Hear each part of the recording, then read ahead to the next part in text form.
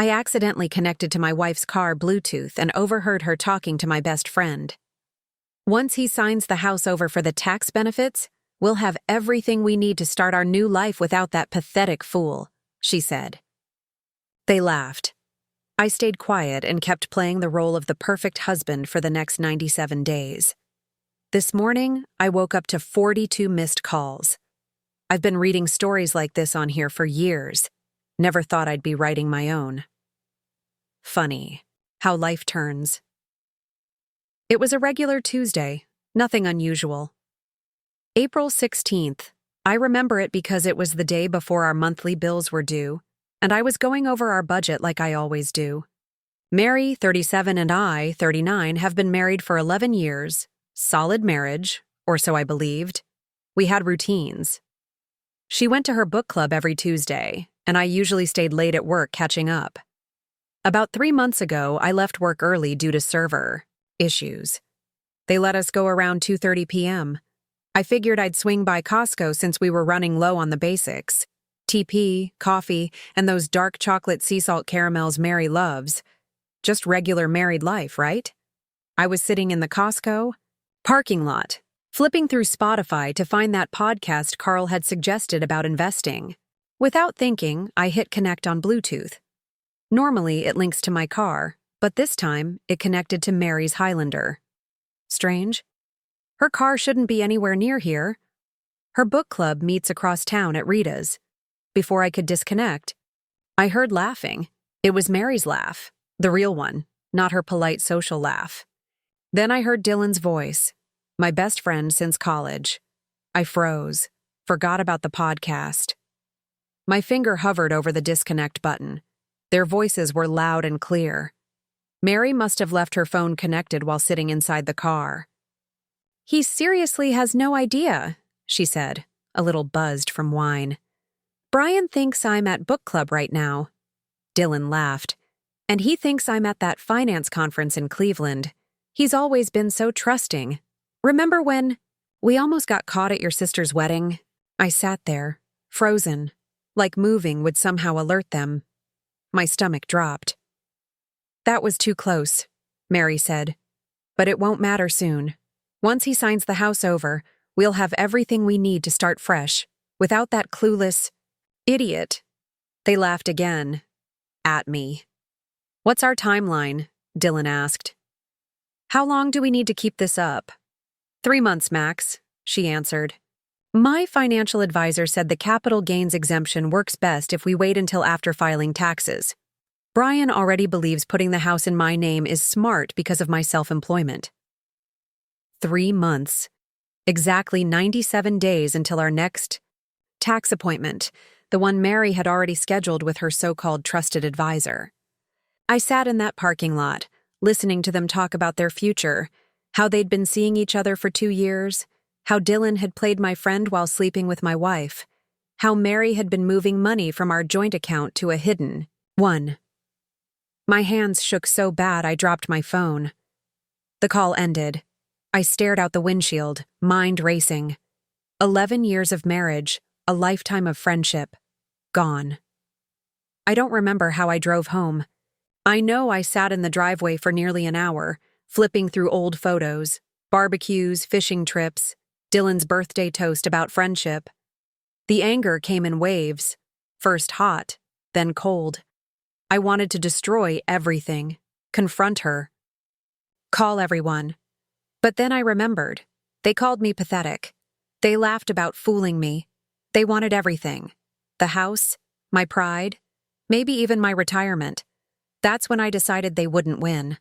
I went inside, pretended everything. Was fine, unpacked the Costco stuff I never actually bought, and opened my laptop. I made a list. Don't confront them yet. Log everything, dates, times, conversations, check financials, find a lawyer, secure my personal stuff, act normal, hardest part.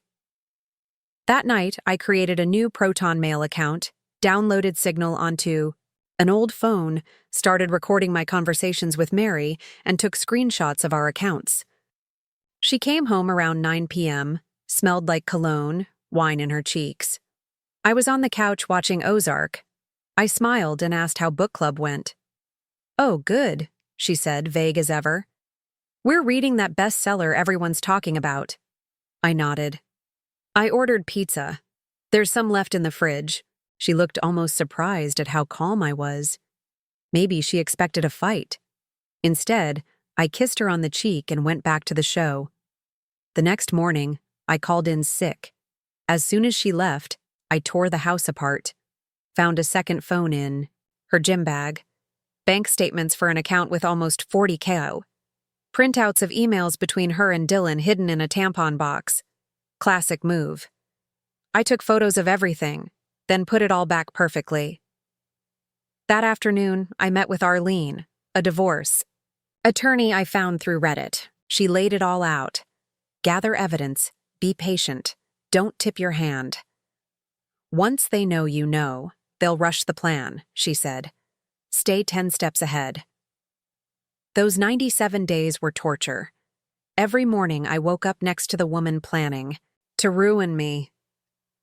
Every weekend, Dylan texted about hanging out. Sometimes I joined him.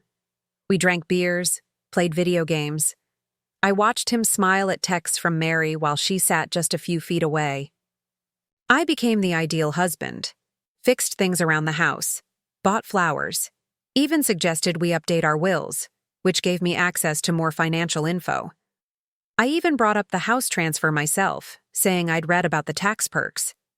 "That's a great idea," Mary said, trying not to seem too thrilled. My advisor said the same. Meanwhile, I was building my exit plan with Arlene. Quietly moved funds into a new account. Collected screenshots of texts, photos, receipts, emails.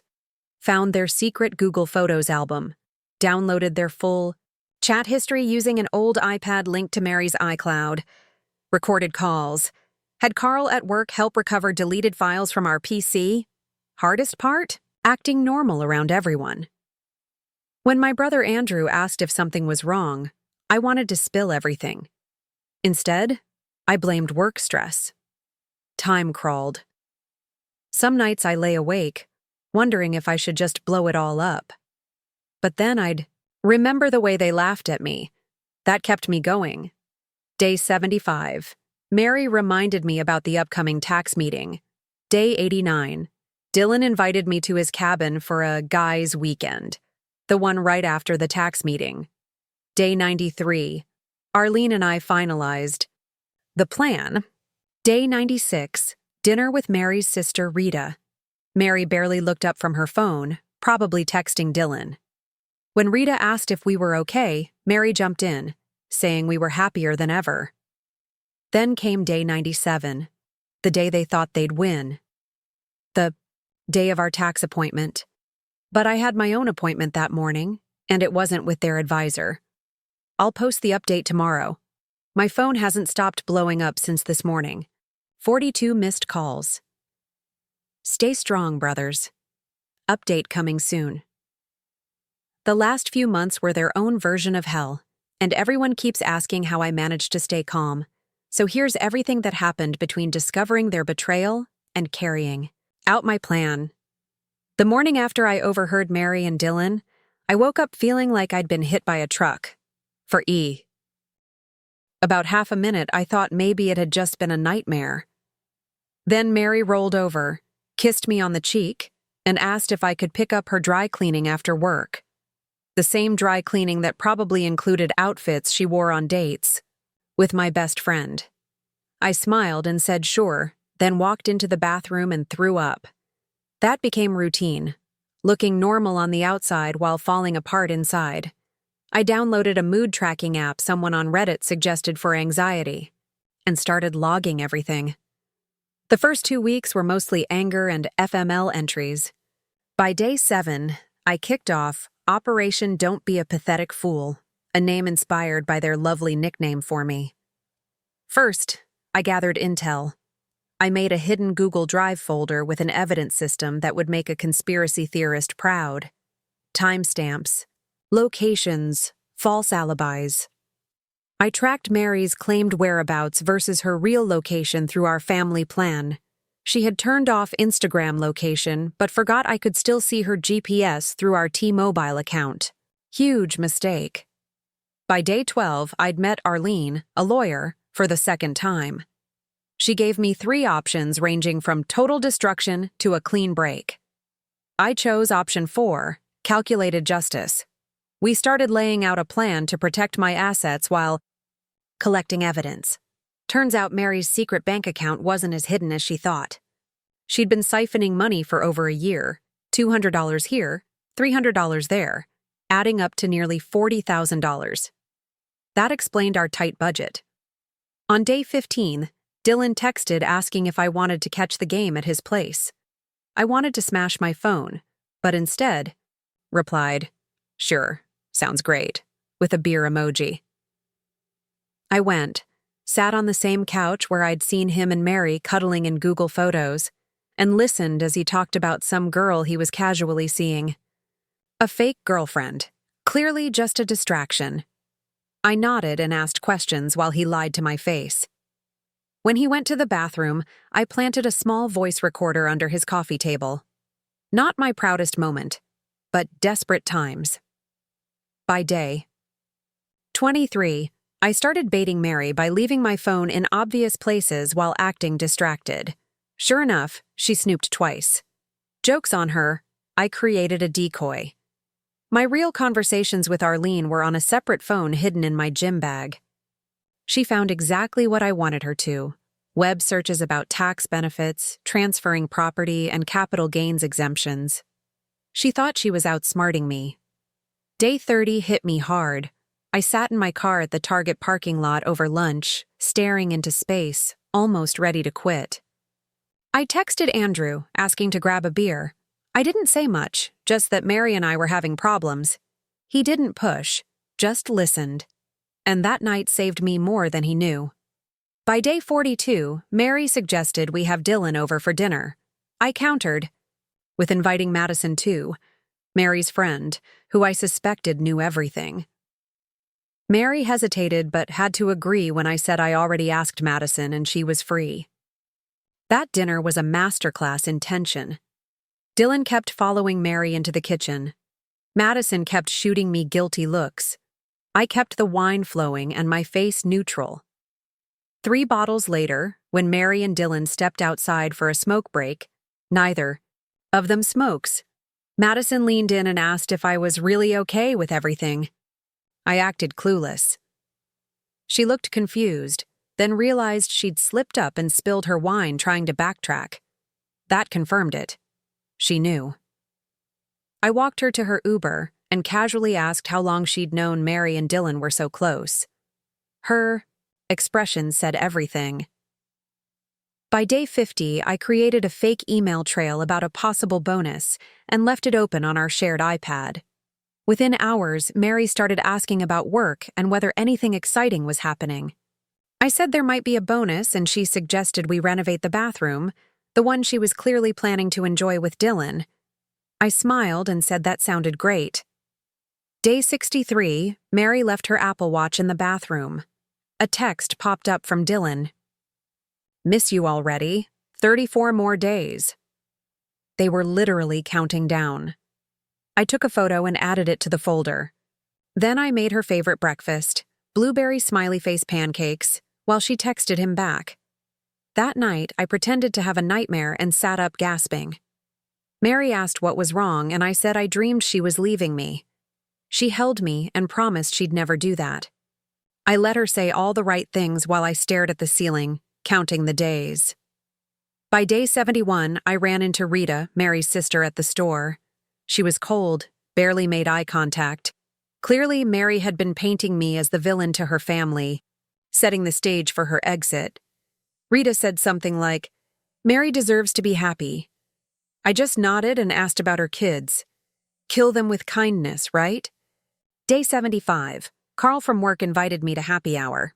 I nearly declined, but figured I should keep up appearances. After a few drinks, I told him vaguely I was dealing with some personal stuff. Turned out Carl had a weekend side hustle in data recovery. When I mentioned needing to recover some deleted files, he offered to help, no questions asked. Total MVP. By day 82, the stress caught up to me. Chest pains, shortness of breath. Dr. Google said panic attacks. I downloaded a meditation app, but instead of relaxing, I used the sessions to brainstorm revenge, while the calming voice said to let go. The irony. Day 85, Mary brought home updated life insurance forms. She'd already removed me as her beneficiary and listed Rita instead. I acted normal and accidentally spilled coffee on the form. We'd need new ones. By day 88, I found their Amazon wish list titled New Place, full of furniture and appliances for their future life together. Some were items I'd picked for our home, ones Mary had rejected. Apparently, my taste was acceptable in her next life. Day 90, I began quietly moving irreplaceable things to a storage unit. Nothing obvious. Just my grandfather's watch, my dad's baseball cards, key documents. I told Mary I was decluttering like that Netflix show. She even helped me pack. Day 91, Dylan invited me to his cabin for a guys' weekend right after our tax appointment. I agreed enthusiastically, suggested we stay for 3 days. Even asked if I should bring our fishing gear, already sold it to a dad teaching his son to fish. Day 94, Andrew helped me move the last few things. Still didn't know the full story, just that I might be crashing at his place soon. No questions, just set up the guest room and added me to his Netflix. Real brother stuff. Day 95, Carl came through, recovered hundreds of deleted messages and files. 3 years of texts, photos, plans, complaints. But the kicker? A document? Titled Financial Plan Post B, mapping out their life after me. I wasn't named, just referred to as current obstacle. 3 years reduced to an inconvenience. Day 96, Mary was extra sweet. Suggested dinner, wore the necklace I gave her for our anniversary, initiated sex for the first time in months. I played along, numb inside. Afterwards, she cuddled up and talked about our tax appointment, how it would secure our future. The same future she didn't plan to share with me. I smiled in the dark and said I was looking forward to it too. Day 97, I woke at 4 a.m., couldn't sleep. Sat on the porch with a coffee, thinking about the day ahead. The last day of pretending. To be clueless. I made her a coffee, left it on her nightstand like always. She smiled sleepily and reminded me about the 2 p.m. appointment.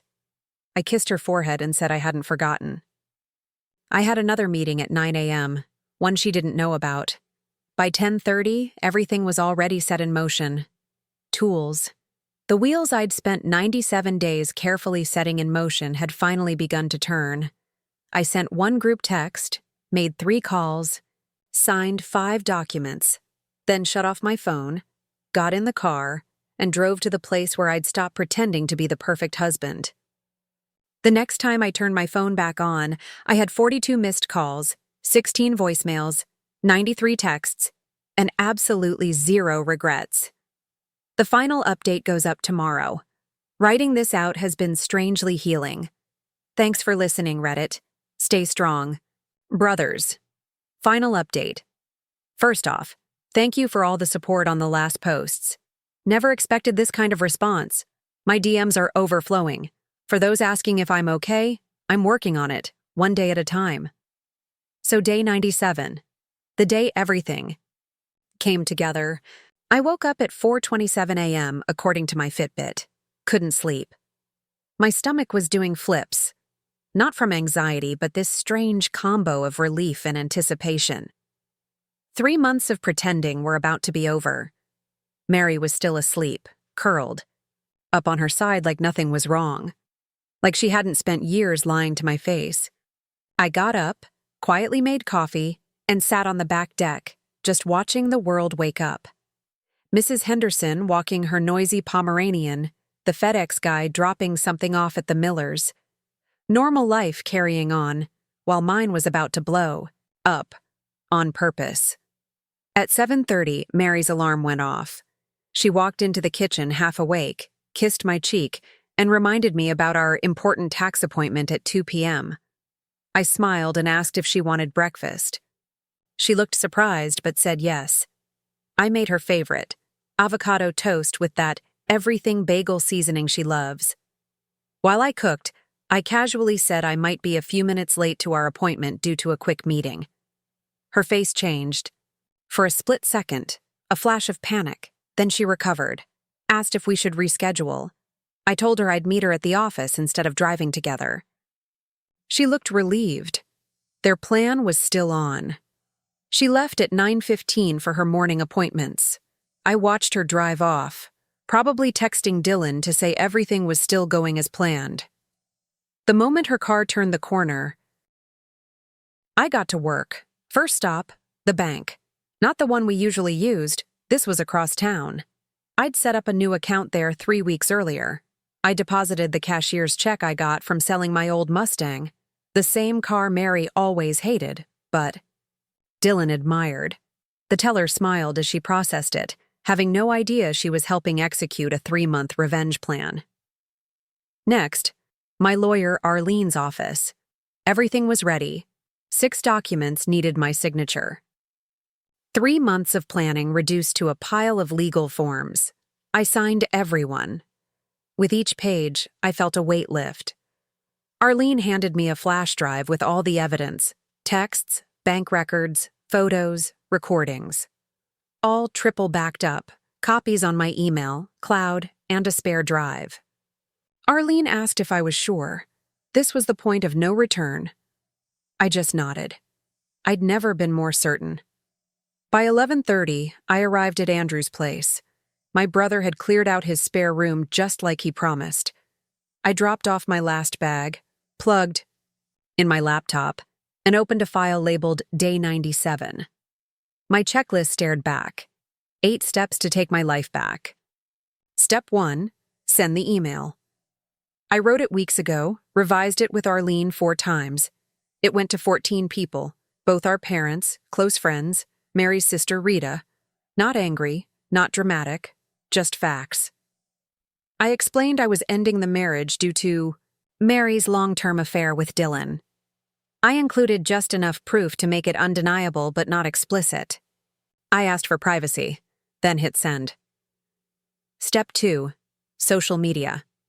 I changed my Facebook status to single, no explanation. Unfriended both Mary and Dylan. Updated my contact info everywhere. Clean break. Step 3, the group text. I sent it to our friend circle, people who'd been to our house, our Super Bowl parties. They deserved the truth straight from me before rumors started. Short and simple. Marriage over. Found out Mary and Dylan have been together for years. Please respect my privacy. This isn't your fault. I still value our friendship. Responses came fast. Shock, confusion, support, questions. I muted my phone and moved to step 4. Step 4. Call Mary's parents. This was the hardest. I really liked them. They always treated me like family. The call was short and painful. Her dad went silent. Her mom cried.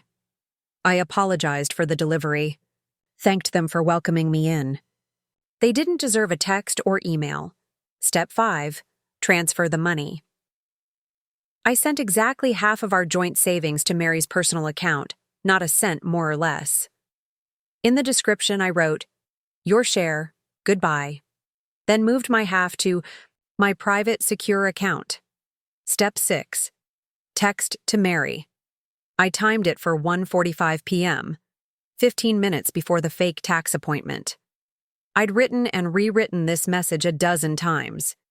It read, I know about you and Dylan. Have known for 97 days. Don't go to the tax office. There's no appointment. The papers you'll be served are divorce papers, not house transfer forms. Everything's already filed. Your stuff's at the house. I won't be. Goodbye, Mary. Step 7, text to Dylan. Much shorter. Hope she was worth it. Check your email, everyone knows. Step 8, turn off my phone. And I did. For 6 amazing hours, I didn't exist. Andrew and I ordered pizza, played Call of Duty, and didn't mention Mary, Dylan, or anything related. Just two brothers. Like we were back in high school. At 8:17 p.m., I powered my phone back on. 42 missed calls, 16 voicemails, 93 texts. Breakdown: 23 calls from Mary, 11 from Dylan, 4 from Rita, 3 from Mary's mom, and 1 from my own mom checking on me. The voicemails were chaos. Mary sobbing, then yelling, then begging. Dylan sounded like he was panicking. "We need to talk man to man. It's not what you think. We can fix this." Texts were a disaster. Mary cycling through denial, rage, desperation. Dylan realizing his image was shattered. Friends messaging support, confusion, offers to talk or crash at their place. But the best message? One from Madison, Mary's friend. She wrote, "I should have told you. I'm so sorry. What they did was awful." I replied to only 3 texts. Thanked my mom, told Carl I was good, and let Andrew know I'd be staying another night. The next morning, I woke up to 17 more missed calls and a wall of texts from Mary. Her tone had changed. Less angry, more panicked. She'd figured it out. The tax appointment had been with Arlene, who handed her divorce papers. Our families and friends now knew everything. The house wasn't being signed over to her. It was already listed to sell, with profits split. In the divorce. Her secret $40K account? Not so secret to the court. I decided it was time for a face-to-face. Not for closure, but to see her reaction when she realized she'd lost the upper hand. I told her to meet me at a Starbucks near Andrew's place, public enough to avoid a meltdown, private enough to talk. She said yes immediately. When I walked in, she was already sitting there, looking terrible. Puffy eyes, greasy hair, same. Clothes as yesterday. For a second, I felt something. Not sympathy, just the echo of caring about someone for 11 years. I sat down. She didn't say a word. Just stood there in silence. I let it hang in the air. That's when she broke down, stumbling through a mess of excuses, apologies, and blame. "It's not what it looks like. Dylan and I made a mistake. You invaded my privacy reading those messages. I still love you. We can fix this." I waited quietly until she ran out of things to say. Then I asked one question. "When did it start?" She paused, then finally admitted it had been going on nearly 3 years. At first it was just physical, but over time she claimed it turned into something more. Dylan, she said, understood her in ways I didn't. They didn't mean to hurt me. That's when I pulled out my phone and played the recording from her car's Bluetooth. The one where they laughed about stealing the house and called me a pathetic fool.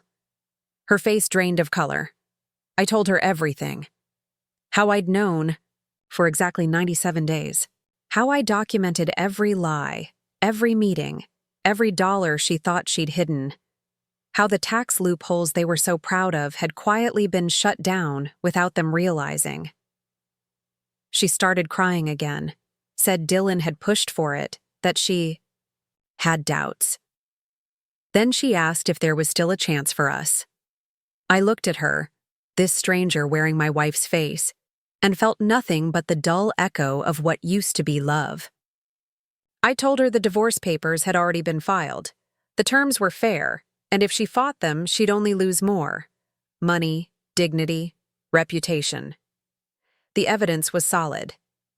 As I stood to leave, she grabbed my arm and asked where I'd been. Staying. I didn't answer. She didn't deserve to know. I ran into Dylan 2 days later by pure chance. I was at Target picking up things for my new apartment. Funny how many everyday items you suddenly need all at once. I turned a corner and there he was, looking at phone chargers. His face when he saw me? Pure panic. "We need to talk," he said. "It's complicated. Mary and I never meant—" I cut him off. "Was it worth it?" I asked. 11 years of friendship, All those camping trips, game nights, birthdays, thrown away. For what? A relationship built on lies? He just stood there holding that phone charger like it could save him. I told him I didn't hate him. Hating him would take more energy than he deserved. Then I walked away, leaving him alone in an aisle full of electronics he didn't need. The next few weeks were a whirlwind. Legal stuff, moving out, adjusting. The house sold fast. I found a small apartment closer to work. Mary signed the papers without a fight, probably realizing that pushing back would only expose more of her. Lies. The fallout among friends went about how you'd expect. Some tried to stay neutral, but most sided with me once they knew everything. Dylan lost his spot in our fantasy football league. Petty, maybe, but satisfying. Madison reached out again to apologize for keeping their secret. Rita, Mary's own sister, called and said she was ashamed of her. 3 months after day 97, it was done. Divorce finalized. Clean break. We split everything fairly. I kept my retirement, she kept her secret stash. I didn't want a cent from her I hadn't earned. I heard through friends that she and Dylan are still together, living in a rented condo on the other side of town. The dream home they were planning to buy with my money? Still just a dream. Their Amazon wish list? Still collecting dust. As for me, I'm doing okay. Some days are better than others. I still wake up reaching for someone who's no longer there. I've been on 2 dates so far, both painfully awkward. I'm not ready. And that's all right. Just last week, I found Mary's old coffee mug in a box I hadn't unpacked, the one with the chipped handle she refused to throw away. I stood there holding it, remembering the mornings we shared, coffee, pancakes, laughter, and the life I thought we had. Then I wrapped it in newspaper, packed it with a few of her forgotten things, and mailed it to her. No note, no message. Just returning what no longer belonged to me. That's the story. How I spent 97 days pretending to be the perfect husband while slowly tearing down a betrayal 3 years in the making. Not for revenge, though, yeah, that was part of it, but mostly for my own self-respect. To prove I wasn't the fool they thought I was.